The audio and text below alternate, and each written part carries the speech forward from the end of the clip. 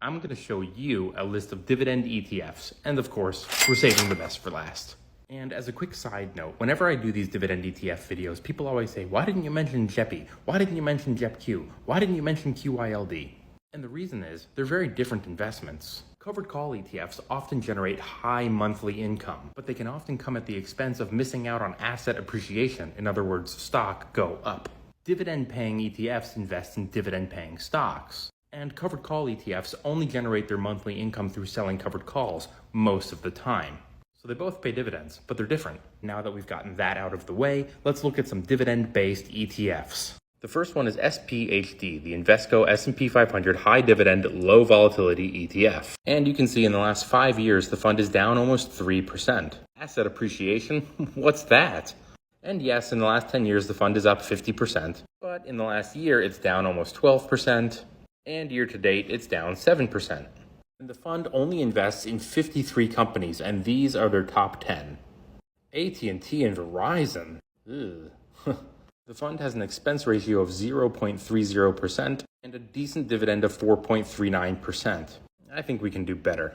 Up next is SPYD, the S&P 500 High Dividend ETF. And yes, in the last year, it is down 13.5%. In the last 5 years, it's down 4.6%. And since going public in 2015, it's only up 21%. Dividend is 4.87%. Their expense ratio is 0.07. They invest in 83 companies, and these are their top 10.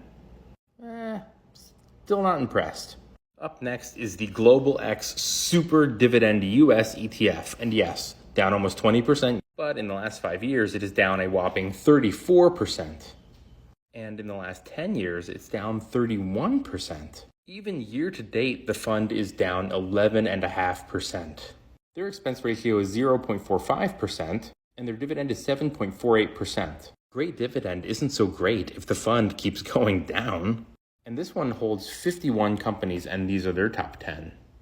Up next is SDIV, the Global X Super Dividend ETF, which is also down 20% in the last year. But this one is down 64% in the last 5 years, 66% in the last 10 years. The expense ratio is 0.58%, and the yield is 13%. But this fund is losing money too. They invest in 114 companies, and these are their top 10. So there's got to be a winner in the bunch somewhere, right? Let's be real. You knew what was coming. The Schwab Dividend ETF. And even though year to date it is down a whopping 2.82%, in the last 10 years, SCHD is up 123%. Their expense ratio is 0.06%. They pay a 3.56% dividend.